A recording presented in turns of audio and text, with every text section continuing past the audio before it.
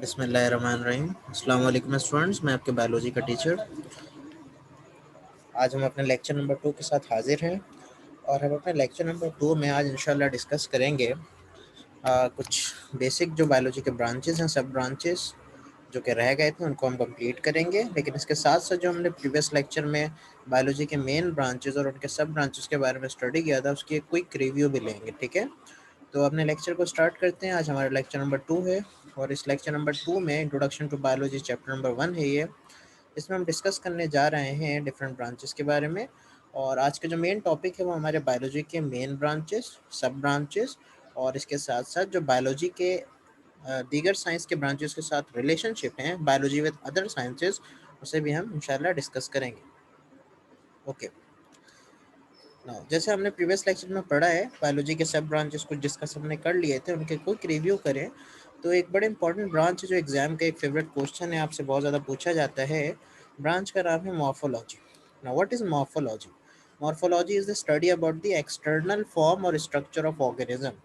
जैसे कि मैंने आपको प्रीवियस लेक्चर में बताया था कि मॉर्फोलॉजी एक्चुअल में बायोलॉजी की वो ब्रांच है जिसमें हम स्टडी कर रहे होते हैं किसी भी लिविंग ऑर्गेनिज्म के एक्सटर्नल फीचर के बारे में।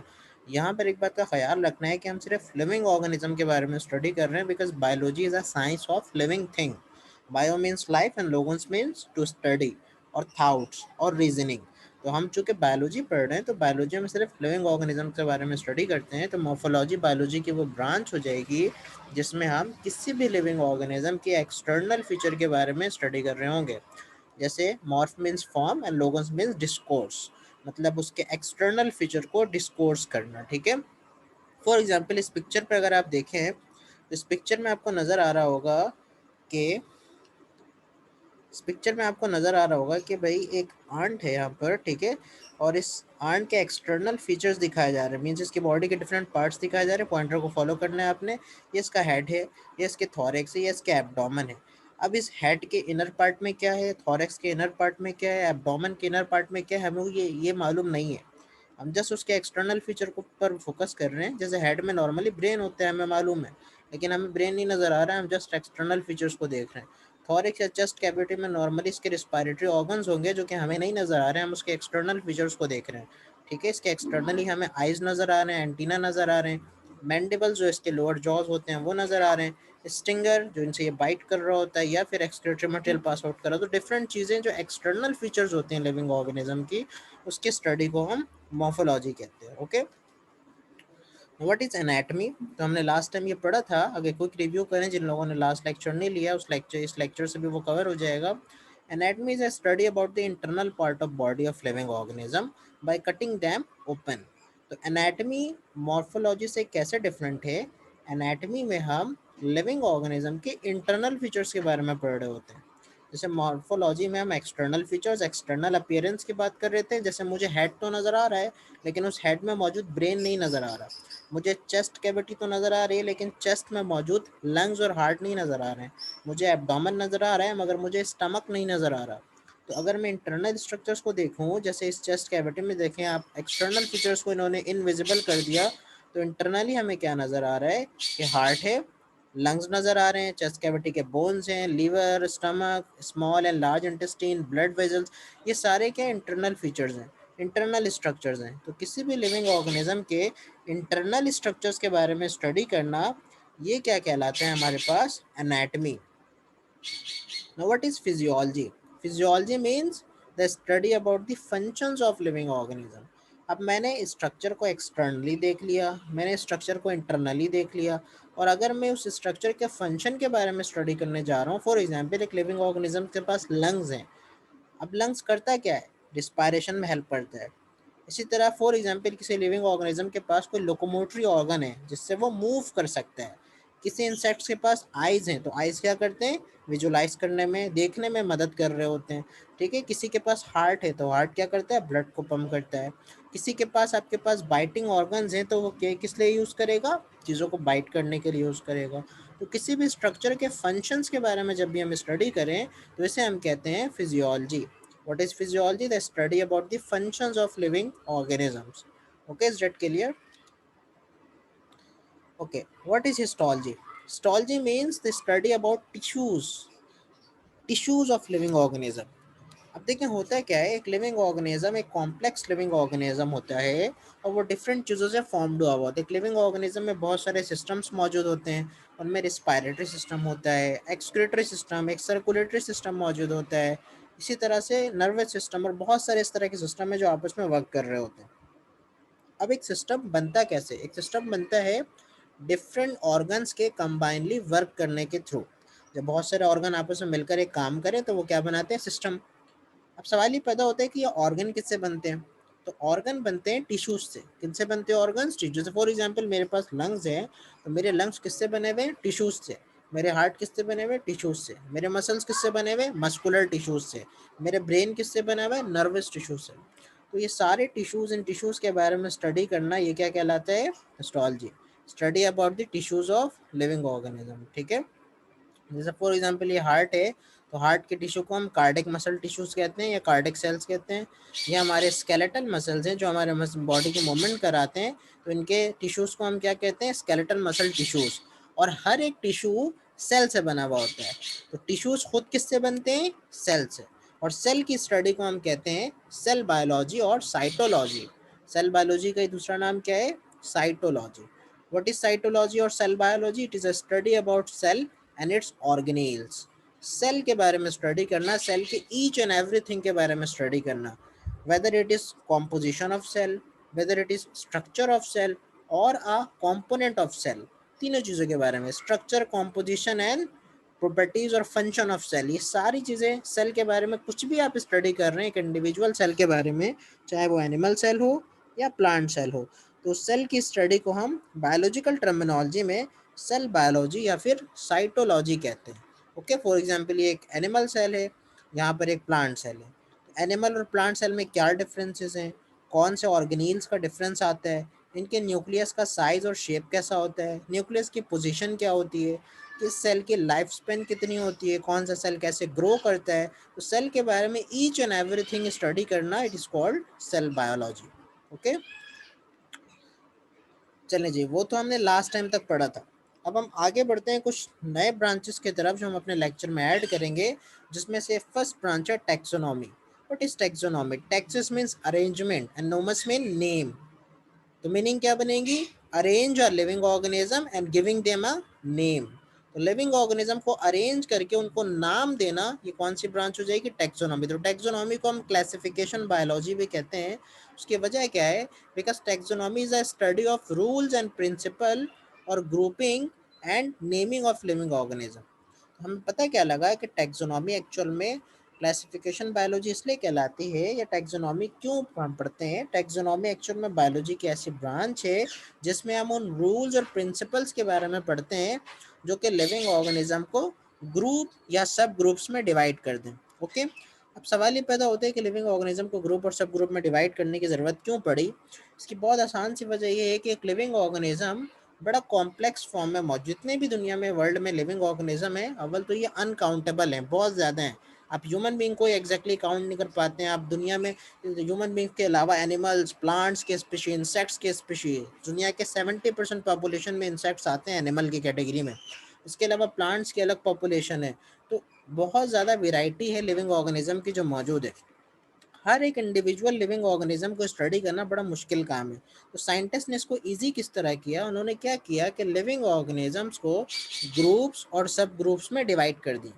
अब ग्रुप्स में डिवाइड करने से फ़ायदा क्या होगा कि उस ग्रुप के एक लिविंग ऑर्गेनिज्म को एक सिंगल इंडिविजुअल को स्टडी कर लेंगे तो उन तमाम ग्रुप की स्टडी हो जाएगी। बिल्कुल ये इसी तरह से जैसे आप फॉर एग्जांपल कोचिंग आते हैं तो कंप्यूटर साइंस और बायोलॉजी के बच्चे फॉर एग्जांपल मिक्स हो गए, तो कंप्यूटर और बायो के स्टूडेंट अगर केमिस्ट्री की क्लास में मिक्स है तो ठीक है, क्योंकि दोनों का सब्जेक्ट सेम है। लेकिन अगर बायो की क्लास की टाइमिंग हो जाए और केमिस्ट्री की साथ में कंप्यूटर की टाइमिंग भी हो जाए, तो बच्चों को पता होता है कि बायो की क्लास फला रूम में मौजूद है, या टीचर जो है वो रूम नंबर फॉर एग्जाम्पल 2 में उसकी क्लास होगी, और कंप्यूटर की class for example room number 4 में होगी। अगर ये आपको मेंशन ना किया जाए कि कौन से रूम में कौन से टीचर मौजूद हैं या कौन से सब्जेक्ट पढ़ाया जाएगा, तो आप तो इंटरमिक्स हो जाएंगे। और अगर बच्चे इंटरमिक्स हो जाएं, फॉर एग्जांपल कंप्यूटर वाला बच्चा बायो की क्लास में आ जाए या बायो वाला बच्चा कंप्यूटर की क्लास में चल जाए, तो क्या उसे वो सब्जेक्ट रेलेवेंट सब्जेक्ट समझ आएगा, नहीं। तो ग्रुप्स में डिवाइड करने के फ़ायदे क्या होंगे कि सारे लोग एक जगह जमा हो जाएंगे और जो एक नॉलेज डिलीवर की जाएगी वो सबको इक्वली डिस्ट्रीब्यूट हो जाएगी। ओके, इसी तरह से लिविंग ऑर्गेनिज्म को ग्रुप में स्टडी करना आसान हो जाता है कि जब आप एक लिविंग ऑर्गेनिज्म को समझ लेते हैं, उसकी स्टडी कर लेते हैं, तो चूंकि सारे लिविंग ऑर्गेनिज्म सेम स्पीशी के हैं तो उन सब की स्टडी सेम हो जाती है, उन सब के फीचर्स और उनके कैरेक्टर्स चूंकि सेम होते हैं। ओके, टेक्सोनॉमी में लिविंग ऑर्गेनिज्म को हम क्लासिफाई करते हैं और उनको नेमिंग देते हैं। ठीक है, इसको क्लासिफिकेशन बायोलॉजी कहते हैं। फादर ऑफ टेक्सोनॉमी हम कैरोलॉस लीनियस को कह रहे होते हैं। ठीक है, आपसे एमसीक्यू में पूछा जाता है, इंशाल्लाह आगे हम डिस्कस करेंगे इसको। Now what is genetics? Genetics the study of heredity that is transferring from character from parents to their offspring. तो जेनेटिक बहुत रिसेंट तो नहीं कहूँगा, ओल्ड ब्रांच ही है, लेकिन मोस्ट डेवलप्ड ब्रांच है करंट वर्ल्ड में इस वक्त। और जेनेटिक्स में एक्चुअल में हम स्टडी कर, जेनेटिक बहुत वाइड टर्म है, इसकी स्टडी करना बहुत डिफिकल्ट काम है और जो जेनेटिक्स लेते हैं वो बड़े मेहनत करनी पड़ती है उनको इस सब्जेक्ट में। ठीक है, बायोलॉजी की हर ब्रांच की एक प्रॉपर सब्जेक्ट होती है, कोई छोटी सी ब्रांच नहीं है, पूरी अपने आप में एक दुनिया है। ठीक है, तो जेनेटिक्स में हम एक्चुअल में पढ़ रहे होते हैं हेरिडिटी मटेरियल के बारे में। सवाल ये पैदा होता है हेरिडिटी मटेरियल क्या होता है सर? तो हेरिडिटी मटेरियल बेटा क्या होता है कि आपकी बॉडी के अंदर जितने भी जेनेटिक इन्फॉर्मेशन होते हैं ना, वो इन्फॉर्मेशन जिसकी वजह कर आप अपने पेरेंट्स से मैच कर रहे होते हैं। हम कहते हैं ना कि हम अपने पेरेंट्स के बच्चे हैं, तो वो साबित कैसे होगा? ब्लड ग्रुपिंग के थ्रू। ओके, ब्लड ग्रुप तो बहुत से लोगों का मैच कर सकता है। तो फाइनल क्लासिफिकेशन या फाइनल क्या चीज़ होगी जो आपको बताएगी कि आप अपने ही पेरेंट्स के बच्चे हैं?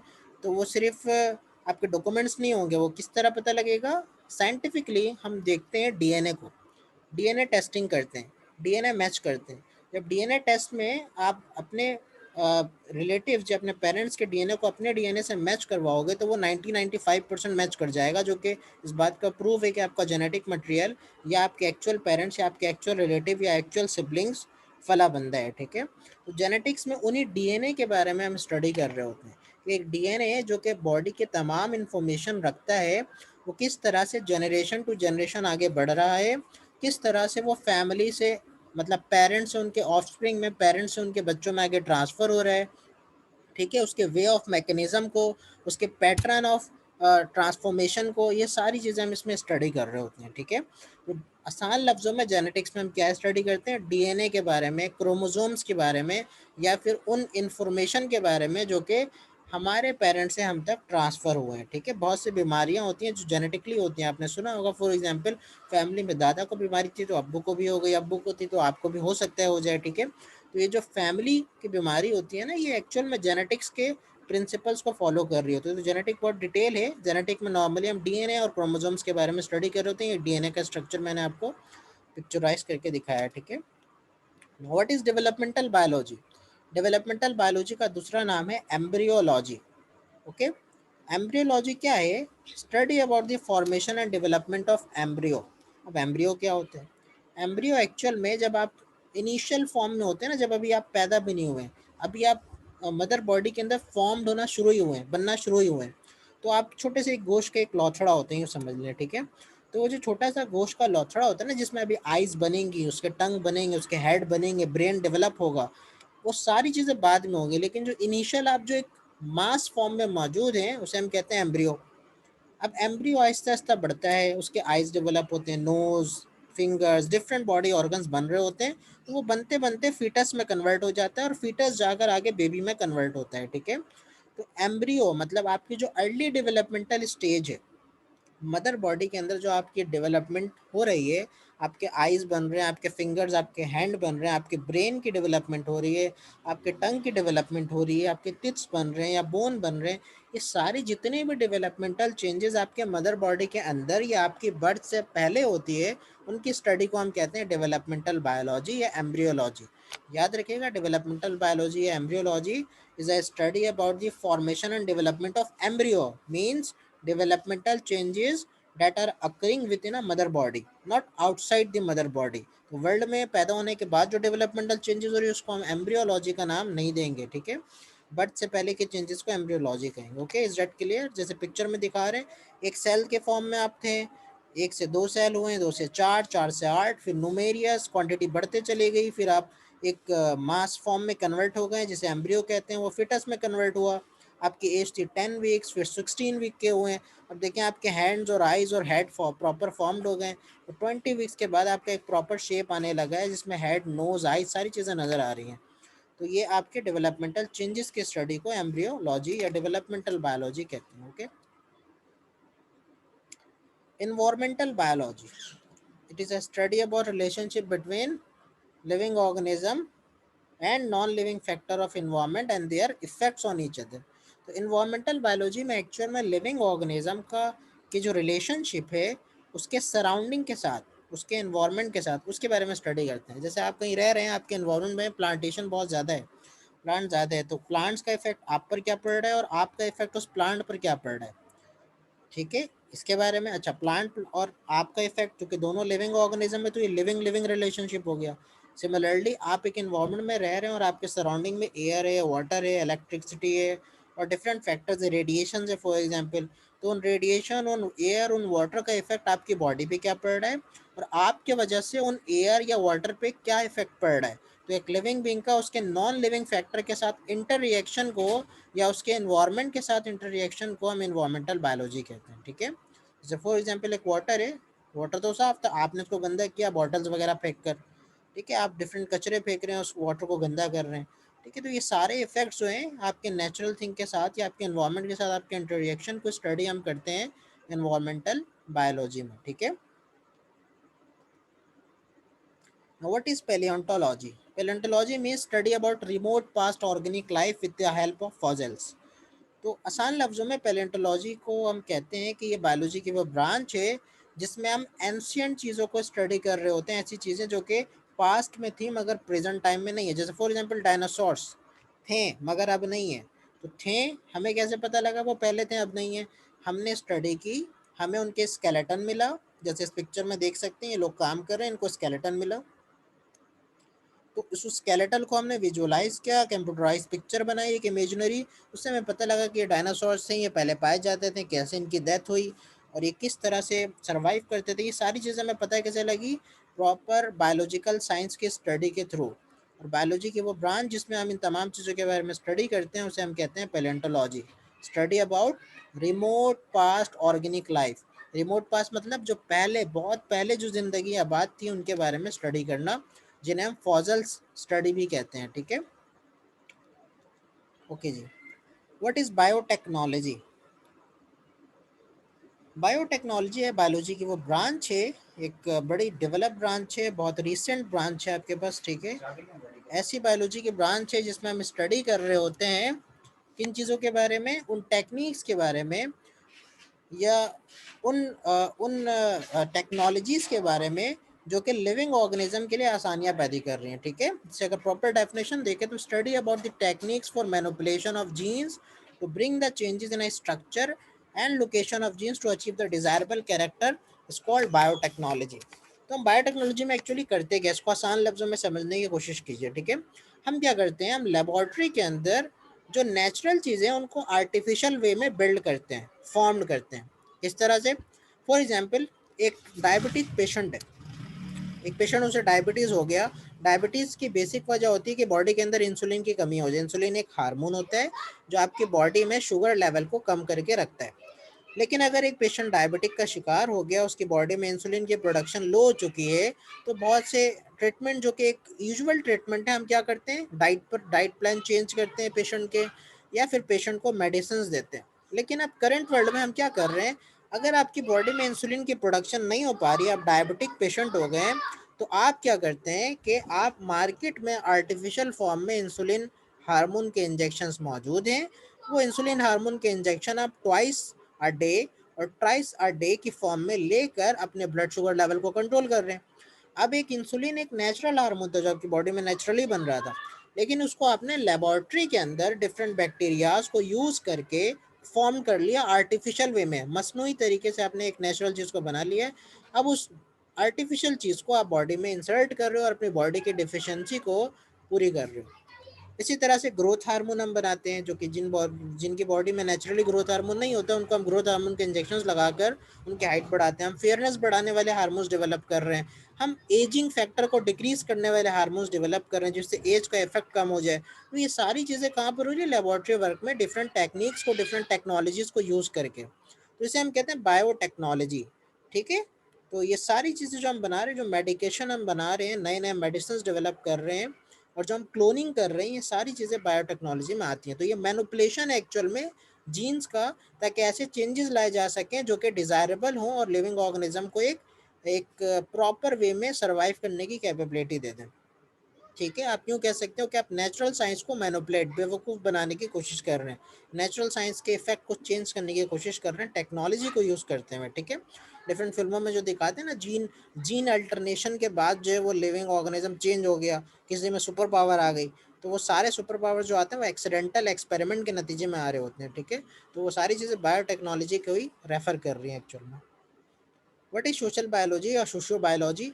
ये बायोलॉजी की वो ब्रांच है जिसमें हम स्टडी कर रहे होते हैं social behaviour of living organisms के बारे में, लिविंग ऑर्गेनिज्म का इंटररिएक्शन अपने साथ, जैसे इंसान आपस में मिलजुल के कैसे रहते हैं, उनका आपस में इंटररिएक्शन क्या है, वो कैसे सर्वाइव कर रहे हैं, मतलब स्पीशीज का आपस में ही इंटररिएक्शन हो, डिफरेंट स्पीशीज का आपस में इंटररिएक्शन हो, इसकी स्टडी को हम सोशल बायोलॉजी कहते हैं।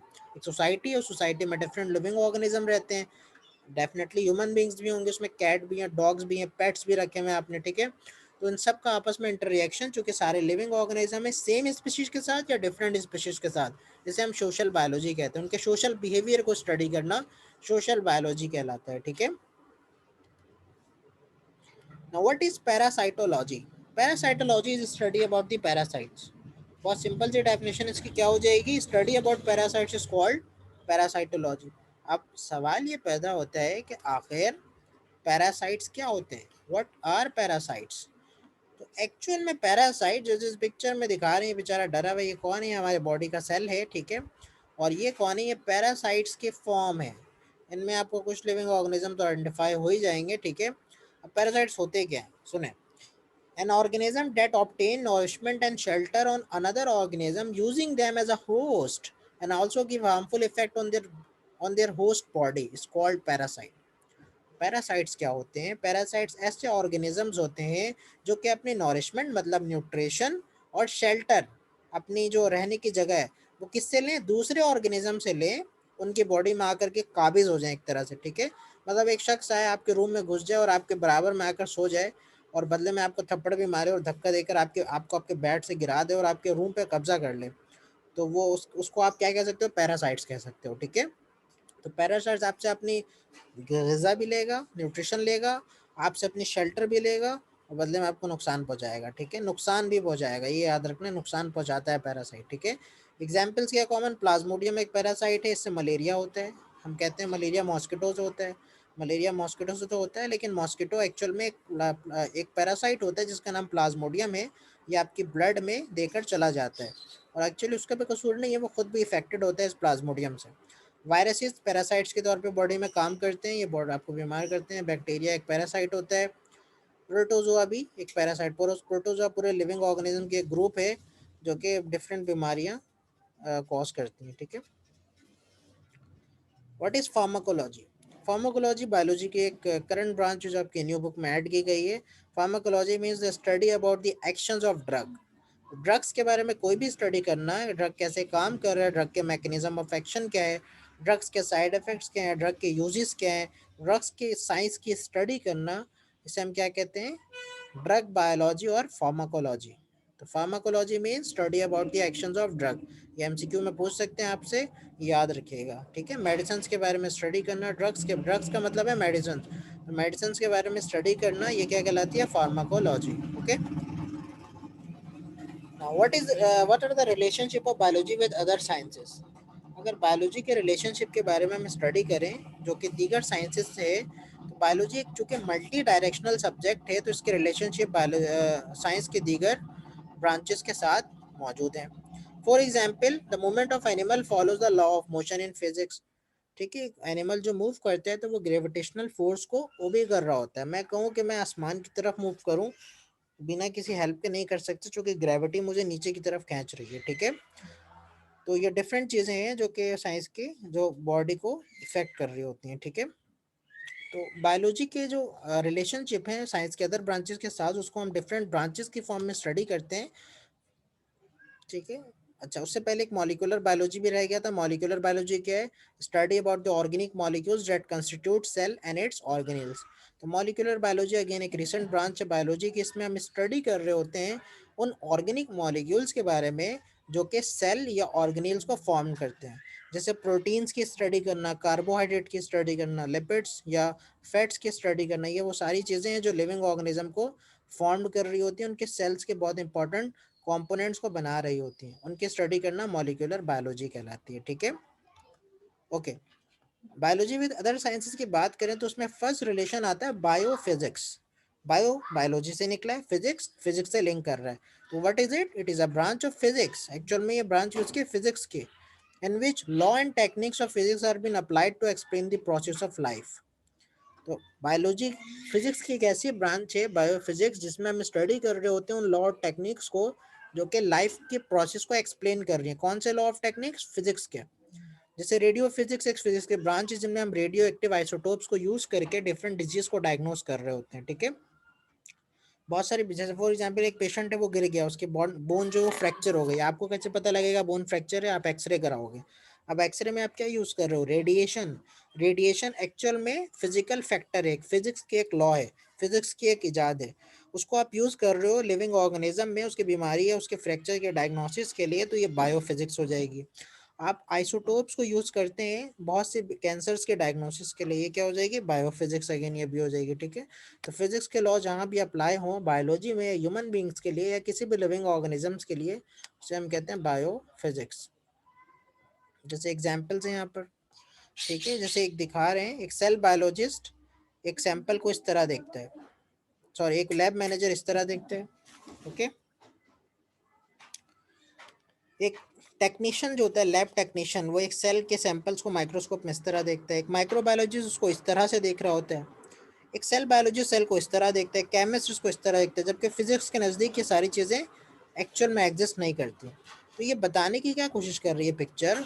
Views about this cell. एक सेल को डिफरेंट जो फील्ड के पर्सन है वो किस किस तरह से देख रहे होते हैं, ठीक है तो सारे ह्यूमन बींग्स, लेकिन फील्ड अलग अलग है तो अलग अलग वे में वो देखेंगे। एक फिजिस्ट के नज़दीक सेल कोई नहीं है, सेल एक बैटरी का नाम है मे बी। केमिस्ट के नज़दीक वो एक मॉलिक्यूलर फॉर्म में मौजूद है। सेल बायोलॉजी उसको एक्चुअल में ऑर्गेनाइज करता है, रिकग्नाइज करता है। लैब मैनेजर उसे जस्ट सैंपल के तौर पे ले रहा होता है। तो ये सारी चीज़ें जो हैं वो व्यू टू व्यू डिफ्रेंशिएट कर रही होती हैं, okay. Biomathematics, bio with math, branch of mathematics that collect data of living. तो लिविंग ऑर्गेनिजम्स के डाटा की कलेक्शन करना, खास तौर पे जो रिसर्च वगैरह होते हैं ना, उनमें डाटा कलेक्शन का एक बड़ा इंपॉर्टेंट प्रोसेस होता है जिनमें मैथमेटिक्स के रूल को हम यूज़ कर रहे होते हैं। तो मैथमेटिक्स के रूल जहाँ भी हम यूज़ कर रहे हैं बायोलॉजी के अंदर, तो इसे हम क्या कहेंगे? Bio mathematics. जो भी कैलकुलेशन हम कर रहे हो, ठीक है। तो एक बायो के स्टूडेंट को कैलकुलेशन भी आनी चाहिए, वो बायो मैथमेटिक्स आपको सिखाती है। बायोकेमिस्ट्री, इसमें हम केमिकल एस्पेक्ट्स ऑफ लाइफ को स्टडी कर रहे होते हैं। Branch of biology that deals with the study of molecules which form living organism. उन तमाम मॉलिक्यूल्स के बारे में स्टडी करना जो कि बायोलॉजिकल जो कंपोनेंट है सेल के कंपोनेंट्स उनको फॉर्म कर, डिफरेंट केमिकल्स के बारे में स्टडी करना एक्चुअल में क्या कहलाता है? बायोकेमिस्ट्री कहलाता है।